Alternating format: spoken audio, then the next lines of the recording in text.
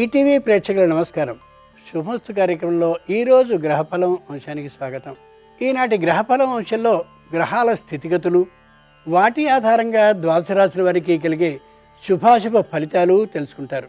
ధనలక్ష్మి సంపూర్ణ అనుగ్రహం కలగడానికి ద్వాదశ రాశుల వారు శుక్రవారం సందర్భంగా ధనలక్ష్మీదేవిని ఏ విధమైన విధి విధానాలతో ఆరాధించాలో ఆ విశేషాలని కూడా తెలుసుకుంటారు. ముందుగా నేటి పంచాంగం. స్వస్తి శ్రీ శార్వనామ సంవత్సరం దక్షిణాయనం శరదృతువు నిజ ఆశ్వీజమాసం శుద్ధపక్షం. ఈరోజు శుక్రవారం. శుక్రుడు అధిపతి. ఆభరణాలను ధరించడానికి, రాజకీయ రంగంలో ప్రవేశించడానికి, కొత్తగా పదవిని స్వీకరించడానికి అనుకూలమైనటువంటి రోజు. విశేషించి ఉత్తర దిక్ ప్రయాణం చాలా లాభాన్ని కలిగిస్తుంది.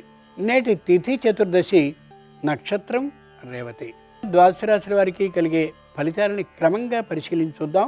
ముందుగా మేషరాశి.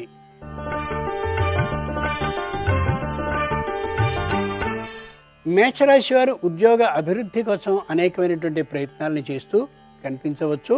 తాత్కాలికంగా అది నేటికి ఫలించకపోవచ్చు. స్త్రీలు ఏదో ఒక రంగంలో కీర్తిని, ప్రతిభని సాధించడం కోసం తగినటువంటి ప్రయత్నాన్ని ప్రారంభించవచ్చు. అది నేటికి అంత అనుకూలించకపోవచ్చు. వ్యావసాయిక రంగానికి చెందినటువంటి వారు కొత్తదైనటువంటి వంగడాన్ని పెట్టి ఫలసాయాన్ని పొందాలి అనే ఆలోచనకు వస్తారు. అది దాదాపుగా ఫలించవచ్చు ఈ రోజున.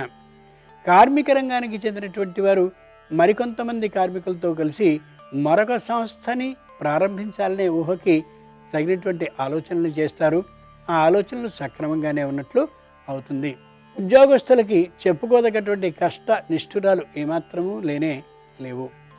వృత్తి చేసేటటువంటి వారికి సకాలంలో నిద్ర, సకాలంలో భోజనం ఉండే అవకాశం లేదు. ఆరోగ్యం చెరకుండా ఉండేలా చూసుకోగలగాలి. ఈరోజు మేషరాశి వారి అదృష్ట సంఖ్య 9.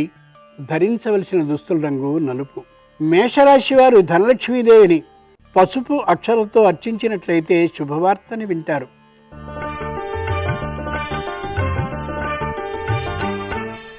ఈరోజు వృషభ రాశి వారి ఫలితాలని పరిశీలించి చూస్తే స్త్రీలో కొద్ది మాట దుందుడుకుతనం కనిపిస్తుంది. జాగ్రత్తగా ఉండడం ఎంతైనా అవసరం. వృత్తి వ్యాపారాలను చేసేటటువంటి వారికి మధ్యమమైనటువంటి లాభం కనిపిస్తూ ఉంటుంది. అయితే వ్యాపారంలో గిరాకీ మాత్రం చాలా ఎక్కువగా ఉంటుంది. ఉద్యోగస్తులకి అధికారులతో సత్సంబంధాలు ఉంటాయి. అయినప్పటికీ కూడా ఉద్యోగుల్ని అప్పుడప్పుడు అధికారులు మందలించేటటువంటి తనం కూడా కనిపిస్తూ ఉంటుంది. వ్యాపారం చేసేటటువంటి వారికి అంతా అనుకూలంగానే ఉంది. అయితే పారిశ్రామిక రంగానికి చెందినటువంటి వారికి మాత్రం ఆర్థికమైనటువంటి కటకట కనిపిస్తూ ఉంటుంది. రుణాన్ని చేయడం ఏమాత్రం సరి కానే కాదు. కార్మిక రంగానికి చెందినటువంటి వారు దూరభార ప్రయాణాలు చేయకూడదనే గట్టి నిర్ణయానికి వచ్చేస్తారు. వ్యావసాయిక రంగానికి చెందినటువంటి వారికి పెద్దగా చెప్పుకోదగినటువంటి ఆర్థికమైన లోటు ఉండకపోవచ్చు. ఈరోజు వృషభ రాశి వారి అదృష్ట సంఖ్య 7. ధరించవలసిన దుస్తుల రంగు తెలుపు. వృషభ రాశి వారు ధనలక్ష్మీదేవిని రూపాయి నాణాలతో అర్చించినట్టయితే రుణ బాధ తొలగుతుంది.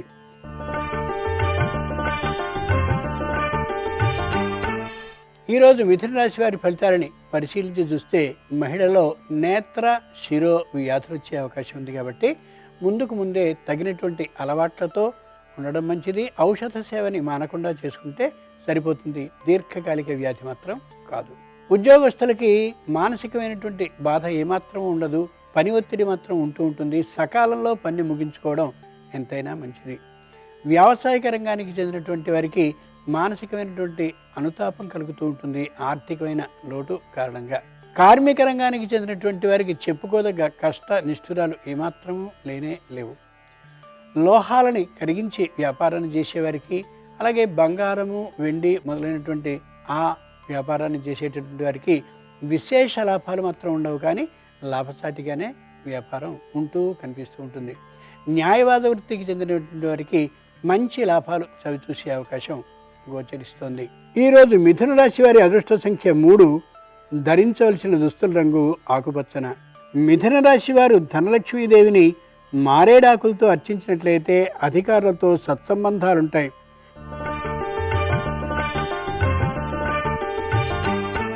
ఈరోజు కర్కాటక రాశి వారి ఫలితాలని పరిశీలించి చూస్తే వాగ్వివాదాలకి అవకాశం గోచరిస్తోంది.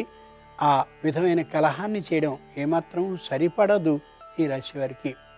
ఉద్యోగస్తులకి అనుకూలమైనటువంటి వాతావరణం ఉన్నప్పటికీ కూడా తోటి ఉద్యోగుల విషయంలో తాత్కాలికమైనటువంటి పొరపక్షం ఉంది. వారితో విరోధపడడం అంత మంచిది కానే కాదు. పారిశ్రామిక రంగానికి చెందినటువంటి వారికి మరొకరి దగ్గర నుండి రుణాన్ని తీసుకుని వ్యాపారాన్ని పెంపొందించాలి అని అనుకోవడం ఈ రోజుకి సరి కాదు. కార్మిక రంగానికి చెందినటువంటి వారు ఆరోగ్యానికి సంబంధించిన భద్రతా నియమాల్ని ఖచ్చితంగా పాటించి తీరాల్సిందే. స్త్రీలు ఆనందదాయకంగా ఈరోజు గడిపినప్పటికీ కూడా ఇంకా ఆర్థికంగా బలంగా ఉంటే బాగుండుననే మానసికమైనటువంటి నిరుత్సాహంతో గోచరిస్తారు. దానికోసం వారు కూడా ప్రయత్నాన్ని కానీ చేసినట్లయితే అంతా అనుకూలంగానే ఉండే అవకాశం గోచరిస్తోంది. ఈరోజు కర్కాటక రాశి వారి అదృష్ట సంఖ్య 3, ధరించవలసిన దుస్తుల రంగు నలుపు. కర్కాటక రాశి వారు ధనలక్ష్మీదేవిని తులసీ దళాలతో అర్చించినట్లయితే బంధుమిత్రులు సహాయపడతారు.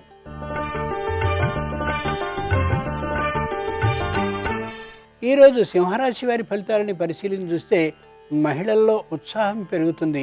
వారు కూడా వంట మొదలైనటువంటి కార్యక్రమాన్ని ఆన్లైన్ ద్వారా చేసి ధనాన్ని సంపాదించాలనే ఆలోచనకి బలంగా వస్తారు. వృత్తి చేసేటటువంటి వారికి ఆర్థికమైనటువంటి లాభం బాగానే ఉంటుంది, కానీ సకాలంలో వస్తువుల్ని అందించలేకపోతున్నటువంటి కారణంగా నిరుత్సాహంగా అనిపిస్తూ ఉంటుంది.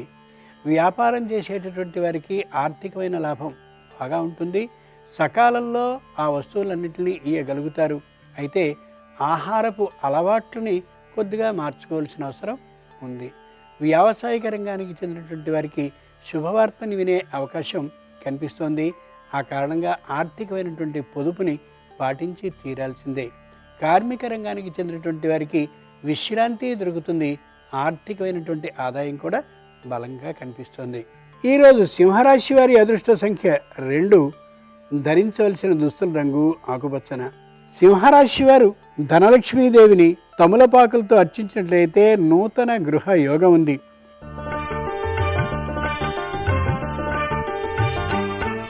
ఈరోజు కన్యారాశి వారి ఫలితాలని పరిశీలించి చూస్తే వైద్య రంగంలో అలాగే న్యాయవాద రంగంలో ఉన్నటువంటి వారికి సంఘంలో మంచి కీర్తి ప్రతిష్టలు కలుగుతాయి.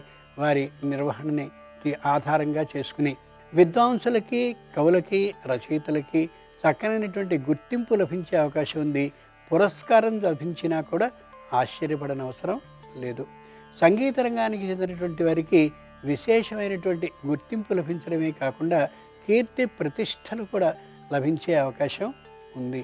స్త్రీలు ఆర్థికంగా స్వతంత్రతని సంపాదించుకోగలుగుతారు. వారు చేస్తున్నటువంటి వ్యాపారం ద్వారా కానీ ఉద్యోగం ద్వారా కానీ చాలా ఆనంద అనుభూతిని వారు పొందుతారు.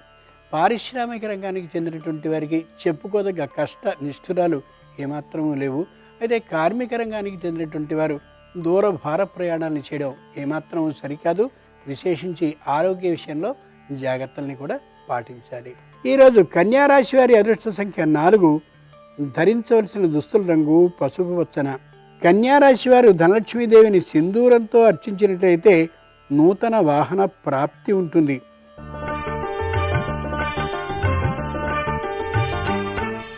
ఈరోజు తులారాశి వారి ఫలితాలని పరిశీలించి చూస్తే రుణాన్ని పూర్తిగా తీర్చేసినటువంటి కారణంగా తులారాశి వారు చాలా సంతోషంగా ఉంటారు. ముఖ్యంగా ఏదో ఇంటిని కానీ లేదా చక్కనైనటువంటి పొలాన్ని కానీ కొనాలి అనేటటువంటి ఆలోచనతో పెద్దల్ని, అనుభవజ్ఞుల్ని సంప్రదిస్తూ సలహాలని, సూచనల్ని తీసుకుంటూ కనిపిస్తారు. ఉద్యోగస్తులు చాలా సంతోషకరమైనటువంటి వాతావరణంలో గడుపుతారు. అయితే వారు చేసేటటువంటి ప్రతి ఆలోచన కూడా అధికారులకి నచ్చుతూ ఉండి ప్రశంసలు కూడా లభిస్తూ ఉంటాయి. పారిశ్రామిక రంగానికి చెందినటువంటి వారు దూరభార ప్రయాణాలని చేసి అక్కడి నుండి మరింత వ్యాపారాన్ని పెంపొందించుకోవాలి అని అనుకుంటారు. అది తాత్కాలికంగా ఫలిస్తుంది తప్ప విశేషంగా ఫలించే అవకాశం ఈనాటికి లేదు. కార్మిక రంగానికి చెందినటువంటి వారు మరో సంస్థని ప్రారంభించాలి అని అనుకుంటారు. అది తాత్కాలికంగా సాధ్యపడకపోవచ్చు. ఈరోజు తులారాశి వారి అదృష్ట సంఖ్య 8, ధరించవలసిన దుస్తుల రంగు ఎరుపు. తులారాశి వారు ధనలక్ష్మీదేవిని కుంకుమ అక్షతలతో అర్చించినట్లయితే వివాహం కలిసొచ్చే అవకాశం ఉంది.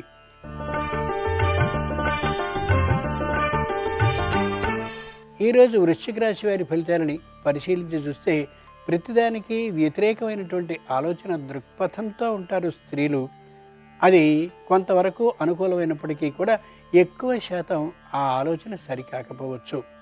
వృత్తి వ్యాపారాలను చేసేటటువంటి వారు విదేశాలకి కూడా తమ వస్తువుల్ని పంపించాలి అని అనుకునే ఆలోచనతో తగిన ప్రయత్నాల్ని ప్రారంభిస్తారు. ఆ ప్రయత్నాల్ని ముమ్మరం చేయడం ఎంతైనా మంచిది. వ్యావసాయిక రంగానికి చెందినటువంటి వారు ఉన్నటువంటి వస్తువుల్ని అమ్మి చక్కనైనటువంటి లాభాల్ని పొందగలుగుతారు. కార్మిక రంగానికి చెందినటువంటి వారు విశ్రాంతి కోసమని ఆలోచన చేస్తారు. విశ్రాంతి దొరికిన కారణంగా ఆరోగ్యాన్ని భద్రపరచుకోగలుగుతారు. వృత్తి వ్యాపారాలు చేసేవారిలో మానసికమైనటువంటి బలమైన ఉత్సాహం ఉంటుంది, కానీ సంపూర్ణంగా దాన్ని కార్యరంగంలోకి అమలు చేయలేకపోతారు. ఇది ఈ రోజుకి మాత్రమే. ఎవరైనా ఆరోగ్య భద్రతా ప్రమాణాలని పాటించడం మాత్రం ఈ రంగంలో ఉన్నవారు తప్పనిసరి. ఈరోజు వృశ్చిక రాశి వారి అదృష్ట సంఖ్య 6. ధరించవలసిన దుస్తుల రంగు నలుపు. వృశ్చిక రాశి వారు ధనలక్ష్మీదేవిని చందనపు పొడితో అర్చించినట్లయితే శత్రు దోషం తొలగిపోతుంది.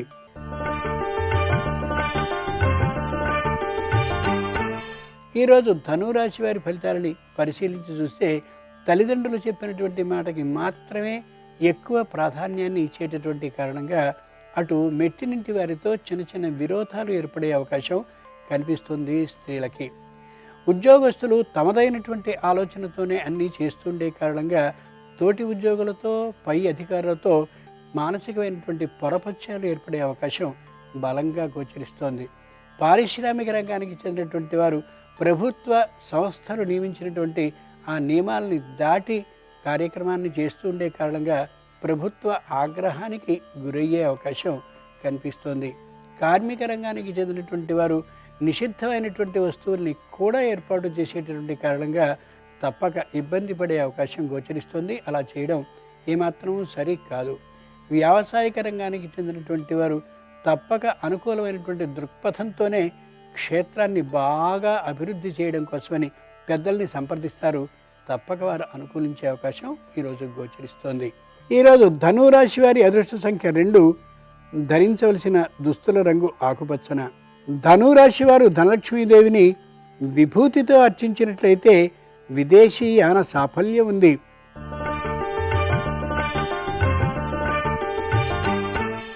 ఈరోజు మకర రాశి వారి ఫలితాలని పరిశీలించి చూస్తే వ్యాపారాన్ని మరింతగా విస్తరింప చేయాలనేటువంటి ఆలోచనతో నియమాల్ని అతిక్రమించి వెళ్ళే ధోరణి కనిపిస్తోంది. అది సరికాదు. స్త్రీలు వ్యాపారాన్ని విస్తరింప చేయడం కోసమని తగినటువంటి ప్రచారాన్ని స్వయంగా తామే చేపట్టే ఆలోచన కనిపిస్తోంది, అనుకూలిస్తుంది కూడా. ఉద్యోగస్తులు తాము చేసేటటువంటి పనులన్నిటికీ పెద్దల ఆమోదం లభించేటటువంటి కారణంగా తామే ఒక సంస్థని స్థాపించాలనే ఆలోచనకు వస్తారు. ఆర్థికమైనటువంటి లోటు ఉండే కారణంగానూ అనుభవం లేని కారణంగానూ ఆ పని చేయడం అంత ఉత్తమం కాకపోవచ్చు. కార్మిక రంగానికి చెందినటువంటి వారికి చెప్పుకోదగ్గ కష్టనిష్ఠురాలు ఈనాటికి ఏమాత్రమూ లేనే లేవు. వృత్తి చేసేటటువంటి వారికి వృత్తి లాభదాయకంగా అనిపించినప్పటికీ కూడా సకాల భోజనం, సకాల నిద్ర, అంతేకాక అంకిత భావం లేనటువంటి కారణంగా వృత్తిలో పెద్ద పేరు వచ్చేటటువంటి అవకాశం వీరికి లేకపోవచ్చు. ఈరోజు మకర రాశి వారి అదృష్ట సంఖ్య 7. ధరించవలసిన దుస్తుల రంగు నీలం. మకర రాశి వారు ధనలక్ష్మీదేవిని పసుపుతో అర్చించినట్లయితే నూతన ఉత్సాహం కలుగుతుంది.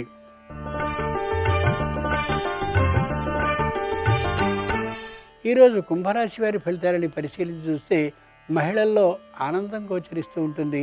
స్వతంత్రమైనటువంటి నిర్ణయాల్ని చేయాలనే ఊహకి వస్తారు. వ్యాపారాన్ని విస్తరింప చేయాలనే ఆలోచనతో ఒక వ్యాపార సంస్థని కూడా ప్రారంభించే ఊహకి వస్తారు, అనుకూలిస్తుంది.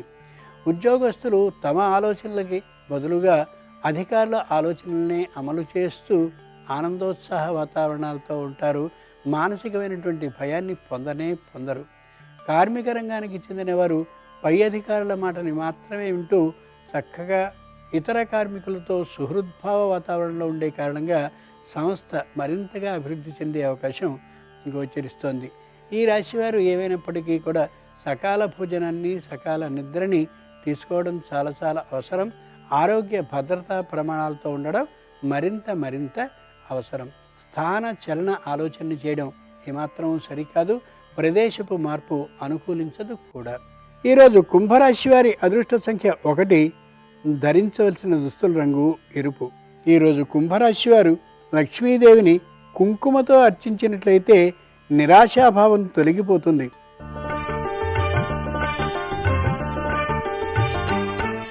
ఈరోజు మీనరాశి వారి ఫలితాలని పరిశీలించి చూస్తే ఏది జరుగుతుందో ఏమైపోతుందో అనే మానసిక భయంతో స్త్రీలు ఉండే అవకాశం ఉంది.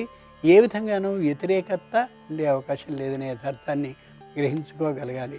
పారిశ్రామిక సంస్థకి చెందినటువంటి వారికి ప్రభుత్వం నుండి ఒత్తిడులు మరింతగా వచ్చేటటువంటి కారణంగా రుణాన్ని చేసి ఆ కట్టవలసినటువంటి అన్నిటినీ కట్టే అవకాశం గోచరిస్తోంది. పారిశ్రామిక రంగానికి చెందినటువంటి వారు ఉన్నటువంటి వ్యాపారాన్ని విస్తరించాలనే ఆలోచన మానుకుని ఉన్న వ్యాపారాన్ని మరింత దృఢం చేయాలి, విస్తృతం చేయాలి అనే ఆలోచనతో ఉంటారు. ఉద్యోగస్తులు ఏ విధమైన భయభ్రాంతులకి గురి కాకుండా చక్కనైనటువంటి ఉద్యోగాన్ని మరింతగా అంకిత భావంతో చేసుకుంటూ వెడతారు. స్త్రీలకి చెప్పుకోదగ్గటువంటి కష్ట నిష్ఠురాలు ఏమాత్రమూ లేవు. ఆర్థికమైనటువంటి లోటు మాత్రం వ్యావసాయిక రంగానికి చెందిన వారికి కనిపిస్తూ ఉండొచ్చు. ఈరోజు మీనరాశి వారి అదృష్ట సంఖ్య 2, ధరించవలసిన దుస్తుల రంగు నీలం. మీనరాశి వారు లక్ష్మీదేవిని పటిక బెల్లపు ముక్కలతో అర్చించినట్లయితే బదిలీలు ఆగిపోయే అవకాశం ఉంది.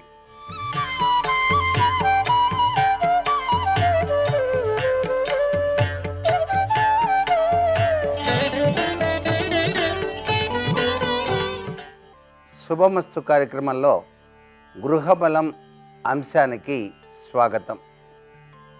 వాస్తుశాస్త్రంలో నిర్మాణాత్మకమైనటువంటి చర్యలు చేపట్టేటప్పుడు ప్రతి ఒక్కరూ కూడాను పాటించవలసినటువంటి నియమాలు కోకొలలుగా ఉంటాయి.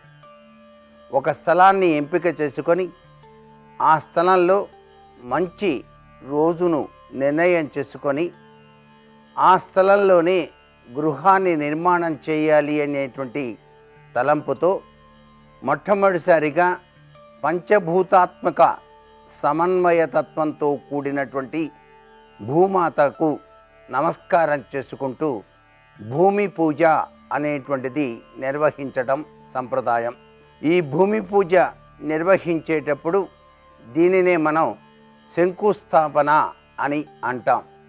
శంకుస్థాపన విషయంలో కూడాను జ్యోతిష్య శాస్త్రవేత్తలను సంప్రదించి వారి సలహా మేరకు చక్కటి ముహూర్త బలాన్ని నిర్దేశించుకొని ఆ యొక్క కాలానుగుణంగా భూమి పూజను నిర్వహించి శంకుస్థాపనాది కార్యక్రమాన్ని నిర్వహించడం చాలా మంచిది.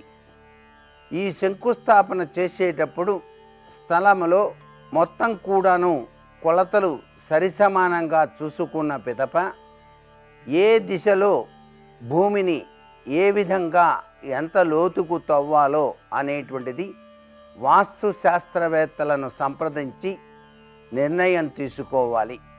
ఈశాన్యం నుంచి ఎన్ని అడుగులు నడిచినట్లయితే ఆ యొక్క తత్వం ఆయము తత్వరీత్యా సరిపోతుందో నిర్ణయం చేసుకొని భూమి పూజకు ఉపక్రమించేటువంటి తవ్వకాన్ని చేయవలసి ఉంటుంది.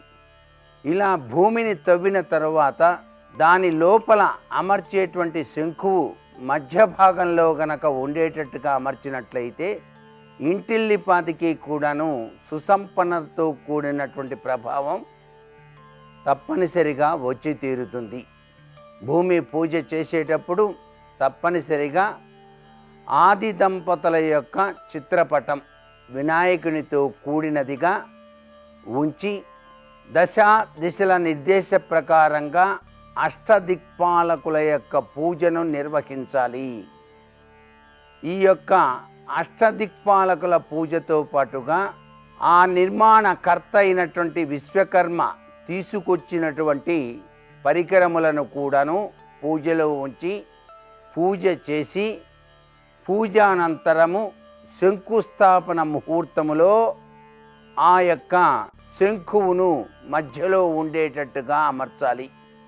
ఈ శంఖువు అనేటువంటిది వారి వారి ఆచార అనుసరణ ప్రకారంగా చండ్రకర్ర మోదుగ కర్ర మొదలైన వాటిని ఉపయోగించి తయారు చేయవచ్చు.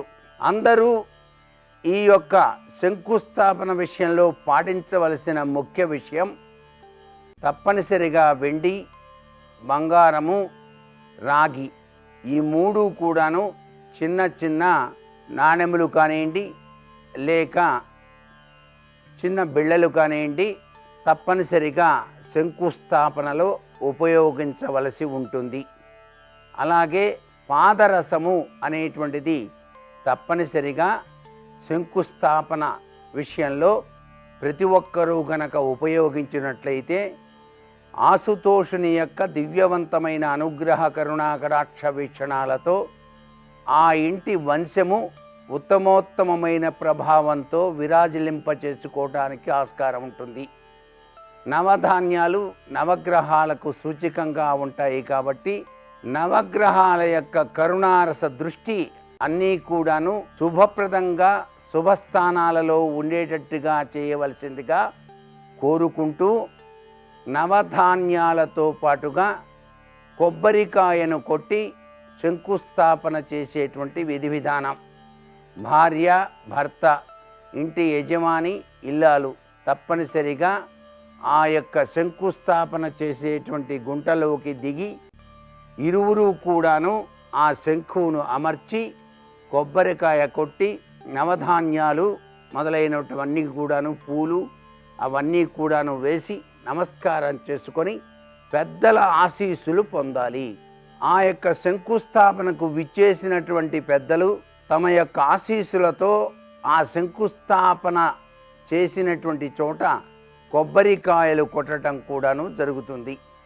తదుపరి వారి యొక్క దివ్యవంతమైన ఆశీస్సులు ఎల్లవేళలా ఉండి గృహ నిర్మాణము సజావుగా చక్కగా నిర్మాణం జరగాలి అంటూ ఆ విశ్వకర్మ అంటే గృహ నిర్మాణ చేసేటువంటి వారికి బట్టలు తాంబూలముతో సత్కరించి వచ్చినటువంటి పెద్దలందరికీ కూడాను తాంబూలముతో దక్షిణతో అరటిపండు పెట్టి అందరికీ కూడాను ఇచ్చి ఆశీస్సులు పొందటం వల్ల త్వరగా గృహ నిర్మాణము అనేటువంటిది ఎటువంటి ఆటంకములు లేకుండా సజావుగా సాగిపోవటానికి ఆస్కారం ఎక్కువగా ఉంటుంది. ఇది గ్రహబలము గృహబలము యొక్క ప్రభావము. ఆ గృహబల రీత్యా వచ్చిన అతిథుల యొక్క ఆశీస్సుల దివ్యవంత ఫలితాల వలన సజావుగా గృహ నిర్మాణం సాగిపోతుంది. శంకుస్థాపన చేసిన తరువాత దానిపైన ఆచ్ఛాదన అనేటువంటిది ఏర్పాటు చేయాలి. ఒకరోజు మాత్రం అలాగే ఉంచి తదుపరి రోజున ఆ యొక్క గుంటను పూడ్చివేయాలి. ఇలా ఎందుకు చేయాలంటే శంకుస్థాపన చేసినప్పుడు పంచభూతాత్మకమైనటువంటి దివ్యవంతమైన శక్తి పుంజాలు ఆ యొక్క శంఖువులోనికి చొచ్చుకొని వస్తాయి అని చెప్పేసి శాస్త్రం. ఈ విధంగా చొచ్చుకొని వచ్చిన శక్తి పుంజాలు గృహంలో నివసించేటువంటి వారికి ఆయుష్ను, ఆరోగ్యాన్ని, ఐశ్వర్యాన్ని, సంతానాన్ని, కీర్తిని, ప్రతిష్టతను ఇవన్నిటినీ కూడాను ప్రసరింపజేయటానికి ఆస్కారం ఉంటుంది. ఒక దేవాలయాన్ని దర్శించినప్పుడు ఆ యొక్క దేవాలయంలోనికి వెళ్ళేటప్పుడు గాలి గోపురం కిందగా మనం వెళ్ళాలి. ఎందుకని వెళ్తాం? పైన ఉన్నటువంటి కలశాల నుంచి దేదీప్యవంతమైన శక్తి పుంజాలు మన యొక్క తలపైన పడి మనకు దేదీప్యవంతమైన భక్తి చింతన రావటానికి తెలియకుండానే రెండు చేతులు కూడా ఎత్తి ఆ స్వామిని తలుచుకుంటూ లోపలికి వెళ్తాం. అంత ప్రభావం దేవాలయ గాలిగోపురానికి ఉన్నట్టే ఇక్కడ శంకుస్థాపన చేసినప్పుడు మనం ఏర్పరిచినటువంటి శంకు వల్ల అది కూడా మధ్యలో ఉంచడం వలన పంచభౌతికాత్మకమైనటువంటి అగ్ని, వాయువు, నీరు, భూమి, ఆకాశం యొక్క దివ్యవంతమైన శక్తి పుంజాలు ఆ స్థలంలోకి కేంద్రీకరించబడి ఉంటాయి. అలా కేంద్రీకరించబడినటువంటి శక్తి పుంజాల కోసం మనం దానిపైన కాకులు, గద్దలు మొదలైనటువంటివి ఎటువంటివి కూడా దానిలో పడకుండా అవి పోతూ పోతూ తెలియక విసిరివేసే తినే ఆహార పదార్థాలు దానిలో పడకుండా ఉండటానికే ఆ శంకుస్థాపన చేసినటువంటి గుంట పైన ఆచ్ఛాదన ఏర్పాటు చేస్తాం. మరునాడు మాత్రం తప్పనిసరిగా దాన్ని మట్టితోటి పూడవటం జరుగుతుంది. తదుపరి కార్యక్రమంలో ఇక ఏ విధంగా నిర్మాణం చేయాలి, ఎటువైపు నుంచి తవ్వకం ప్రారంభం చేసి గృహ నిర్మాణం ప్రారంభించాలో వాస్తుశాస్త్రవేత్తలు మనకు తెలియజేస్తారు. వాటిని అనుసరించి గృహ నిర్మాణం చేసుకోవాలన్నమాట. ఇది అసలు సిసలైనటువంటి భూమి పూజ నిర్వహణ కార్యక్రమంలో దాగిన అసలు సిసలైనటువంటి విధి విధానము.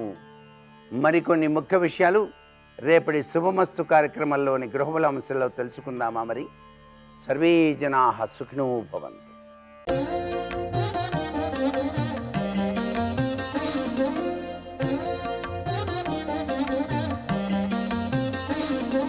శుభోదయం. శుభమస్తు కార్యక్రమంలో సంకల్ప సిద్ధి అనే అంశానికి స్వాగతం.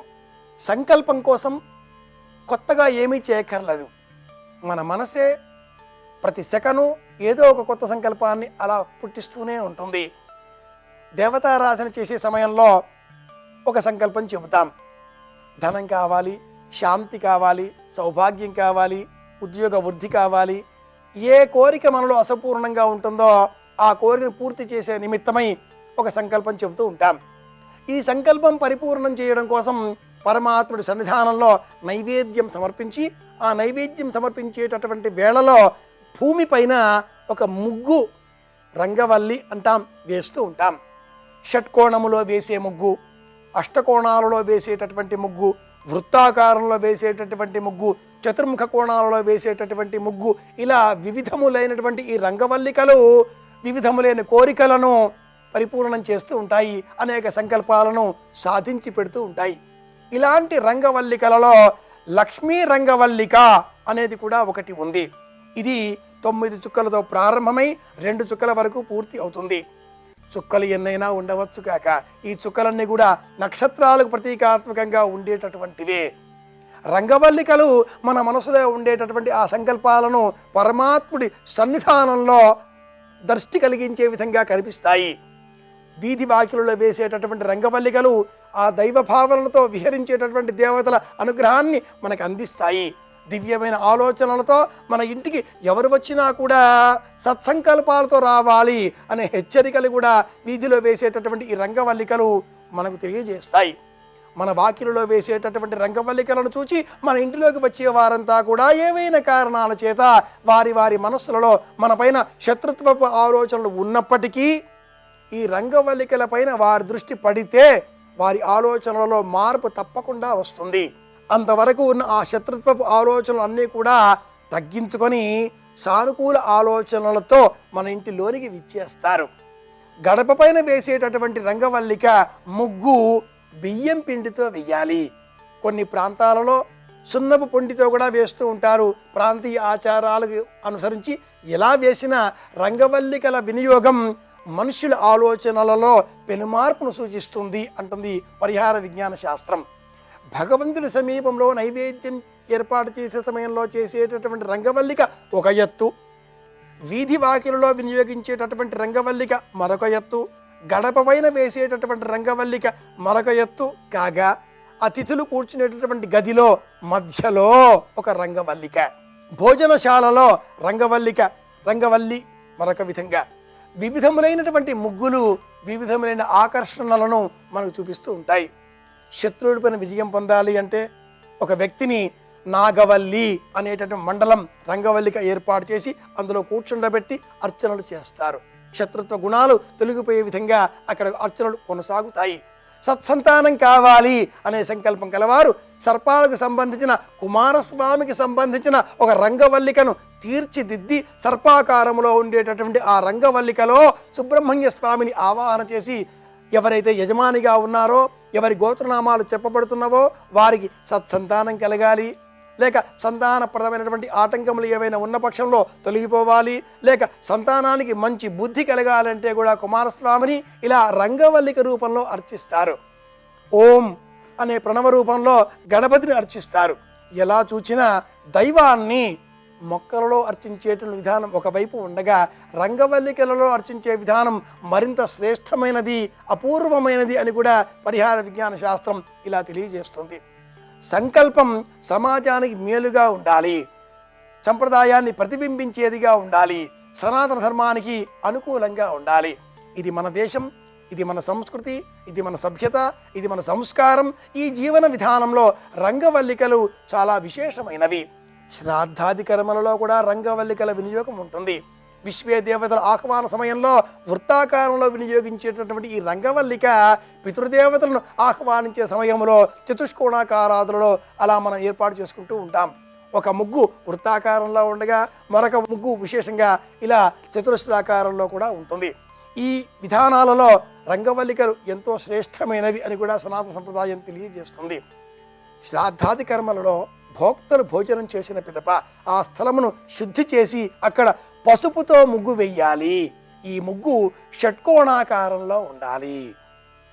న్యూట్రాన్, ఎలక్ట్రాన్, ప్రోటాన్ అన్న పేరిట మనం ఒక బిందువు చుట్టూ కేంద్రీకృతమైనటువంటి అనేక అయాన్ల చలనాన్ని గమనించినప్పుడు ఆ అయాన్ల చలనాల వేగాన్నే ఈ షట్కోణాకారపు ముగ్గు సూచిస్తుంది.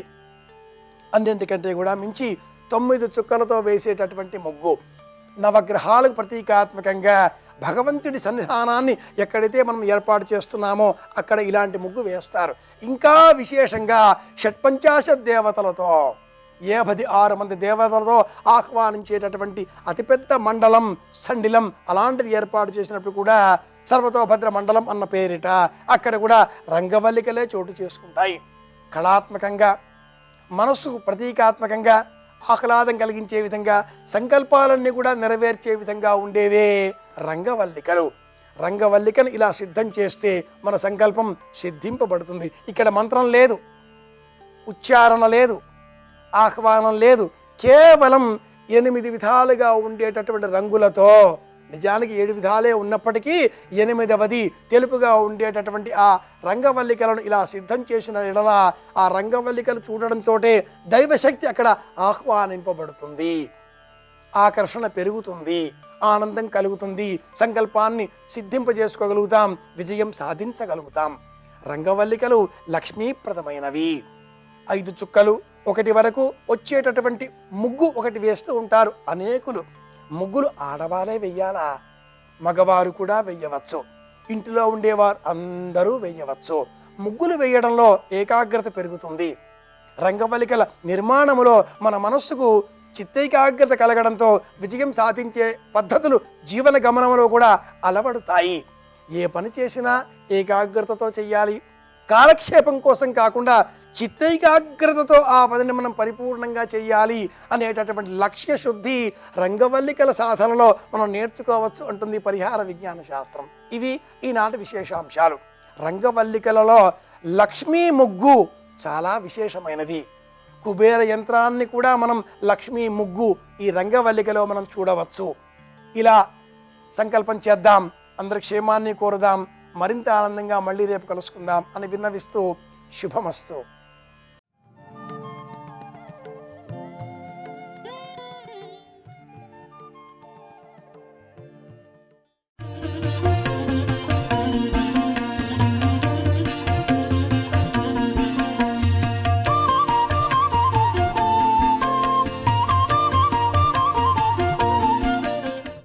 మళ్ళీ పుట్టవలసిన అవసరం లేకుండా అమృతత్వమును ఇవ్వగలిగినటువంటి శక్తి కలిగినటువంటి ఓ తల్లి అని చెప్పడానికి రాకాచంద్ర సమాన కాంతి వదన, ఆవిడ్ని పౌర్ణమి చంద్రబింబంలా ఉన్నటువంటి ముఖమున్నదానా అని కీర్తించడంలో మనం పరమ సంతోషంగా ఆవిడ దగ్గర మనసు పెట్టవచ్చు, భయం లేదు.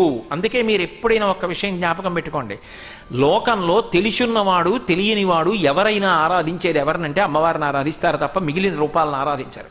పోలేరమ్మ, తలుపులమ్మ, మరిడమ్మ, నూకాలమ్మ. నూకాలమ్మ అంటే ఈ ఊళ్ళో నేను అన్నం తింటున్నానంటే ఆ తల్లి నాకు నూకలు పెట్టిన తల్లి, ఏం చేస్తాడు, ఏడాదికి ఓసారి వెళ్ళి డప్పు వాయించి ఆవిడ దగ్గర వేపమండలు కట్టి పట్టుకెళ్ళి ఏదో ఆ వాడికి ఉన్నది నైవేద్యం పెట్టి వస్తాడు. అక్కడేం పెద్ద వైదికమైనటువంటి ఆచారం ఉండాలని నియమం లేదు. కానీ అందరికీ అన్నం పెట్టిన తల్లి, ఊరికి అధిష్టాన దేవత నౌకాలమ్మ, తలుపులమ్మ. తలుపులు వేసేసాను అనుకోండి, లోపల బయటికి వెళ్ళవు, బయటివి లోపలికి రావు. లోపల ఉన్న అలక్ష్మి బయటికి వెళ్ళిపోవాలి, బయట నుంచి యోగం కలగాలి. నాకు మనవడు కావాలి, నేను శుభవార్త వినాలి కదూ, ఆ శుభం నాకు మనవడు రావాలి లోపలికి. తలుపులు తీసుకుని తాత అంటూ వాడు పరిగెత్తుకు రావాలి. యోగం, నాకు మనవడు పుట్టాడు అంటే అది ఇవ్వగలిగినది. తలుపులు తీసి మనవడినిచ్చింది తలుపులమ్మ. ఇంట్లో అలక్ష్మిని బయటికి తోసేసింది తలుపులమ్మ. పోలేరమ్మ. ఆసురీ శక్తులు ఊళ్ళో తిరగకుండా ఆవిడ తిరుగుతుంటుంది. ఇప్పటికీ కాశీపట్నంలో వారాహి తిరుగుతుంది. తెల్లవారుజామున తలుపులు వేసేసి పూజ చేసి తలుపులు వేసి వెళ్ళిపోతారు పడుకుంటుందని. అది దగ్గర నుంచి తలుపు తీస్తే మనం అసలు నిలబడి చూడలేము వారాహిని, అంత భయం. అందుకని మేడెక్కి మేడమించి కన్నంలోంచి చూస్తారు వారాహిని. కాశీపట్నంలో తిరుగుతుంది ఆవిడ. కాబట్టి వారాహి ఇలా ఆ తల్లి పోలేరమ్మ. ఇంకో చోట మరిడమ్మ. నువ్వు అస్తమానం వెళ్ళక్కర్లేదు, ఒక్కసారి ఏడాదికి వెళ్ళి ఆవిడ దగ్గర నిలబడి ఇలా నమస్కారం చేస్తే మళ్ళీ మళ్ళీ ఇచ్చే తల్లి కాబట్టి మరిడమ్మ. అందరికన్నా ముందు ఆ ఊరు ఎవరు వచ్చారంటే ఆవిడ వచ్చింది. ఎవరో పొలం దగ్గర మొట్టమొదట ఓ ఊళ్ళో ఓ పెంకుటిల్లు కట్టుకున్నాడు. కట్టుకునే ముందు ఏం చేశాడంటే, ఎందుకైనా మంచిది ఒక్కడనే ఉండాలని భయం వేసి ఓ రాయి తీసుకొచ్చి అక్కడ పెట్టి దానికి కాస్త పసుపు రాసి కాస్త బొట్టెట్టి ఓ కొబ్బరికాయ కొట్టి అక్కడ పసుపు కుంకం వేసి, నాతో పాటుగా అమ్మ కూడా ఈ ఊరు వచ్చింది, ముందు ఆవిడే వచ్చింది, నేను వచ్చానన్నాడు. తర్వాత 10 గడపలు వచ్చాయి, 100 గడపలు వచ్చాయి, 1000 గడపలు వచ్చాయి. ఎవరు శుభలేఖ పెట్టినా అక్కడే పెట్టారు. పెద్దింటమ్మ, పేరంటాలమ్మ, ఆవిడే పెద్ద పేరంటం, ఆవిడే పెద్దమ్మ. ఆ ఊరికి వచ్చిన పెద్దమ్మ ఆవిడే. ఇప్పుడు మీరు చెప్పండి, ఎవరిని ఆరాధన చేస్తున్నారు? ఆవిడ్నే. ఆ ఆరాధన కూడా అందరూ ఒకలా చేరి సాత్వికంగా చేసేవాళ్ళు ఉంటారు, రజోగుణంతో చేసేవాళ్ళు ఉంటారు, తమోగుణంతో చేసేవాళ్ళు ఉంటారు. ఎలా చేసినా ఆవిడ్నే. బాగా చదువుకున్నాడు, అయినా చేసి తీరవలసింది సంధ్యావందనంలో గాయత్రినే.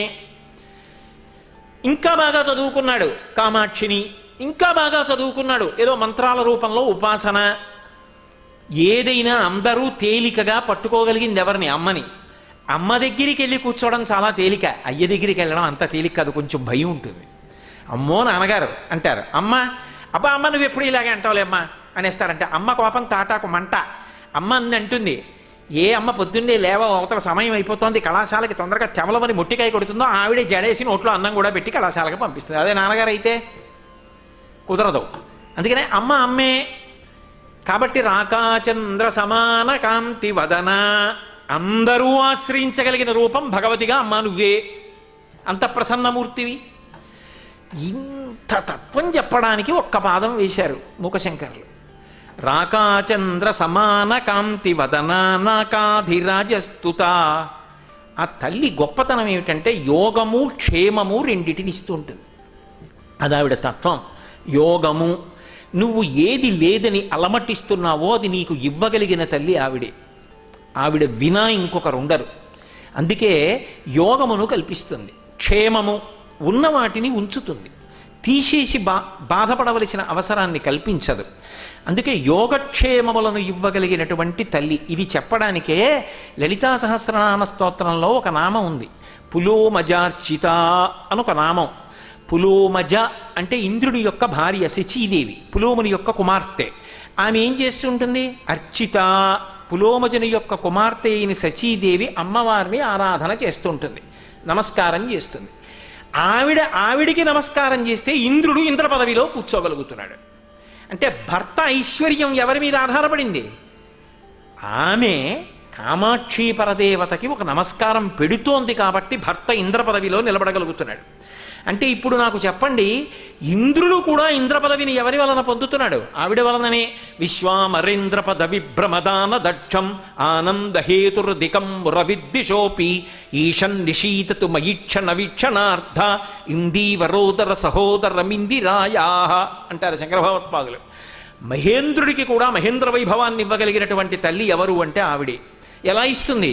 కేవలము అపాంగత్వే లబ్ధ్వా, కడగంటి చూపుతో కటాక్షము ద్వారా ఎవరికి ఏదైనా అనుగ్రహించేస్తుంది.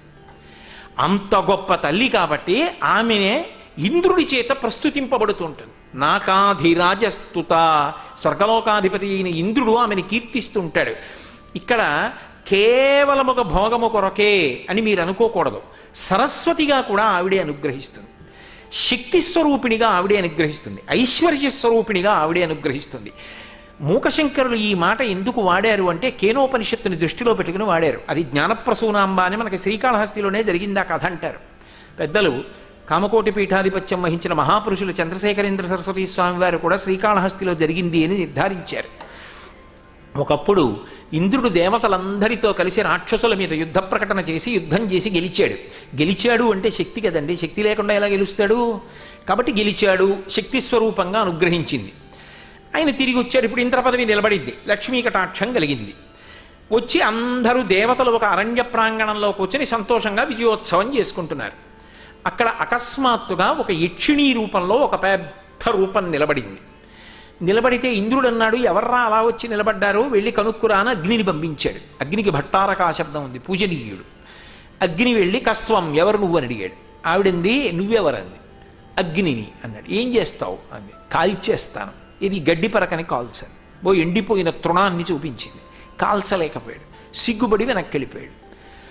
ఇంద్రుడికి చెప్పాడు, వాయువుని వెళ్ళమన్నాడు. నువ్వెవరు అంది. నేను వాయువుని. ఏం చేస్తావు? ఏదైనా ఎగరగొట్టేస్తానన్నాడు. ఆ గడ్డి పరకని ఎగరగొట్టు.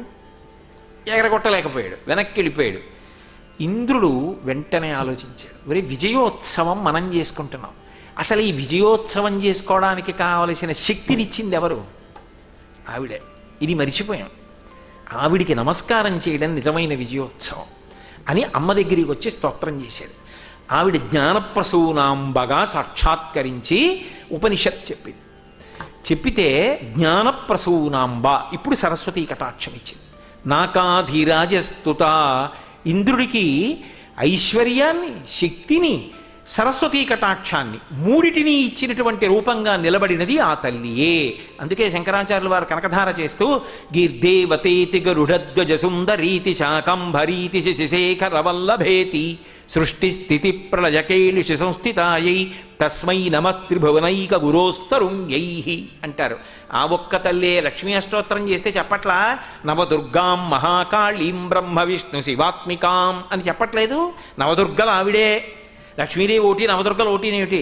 అన్నీ ఆవిడే. శ్రీ అన గౌరినాబరగు చెల్వగు చిత్తము పల్లవింప భద్రాయితమూర్తి అయి హరిహరంబగు రూపము దాల్చి శివరూపాయ విష్ణురూపాయ అని పల్కెడు వైదికాధ్యాయిత ఇచ్చమిచ్చు పరతత్వము కొల్చద నిష్టసిద్ధికిన్ అంటాడు తిక్కన గారి మహాభారతం చేస్తూ. అలా శ్రీ అన గౌరినాబరగు, లక్ష్మి ఒకటి, గౌరు ఒకటి కాదు, ఇద్దరు ఒకటే.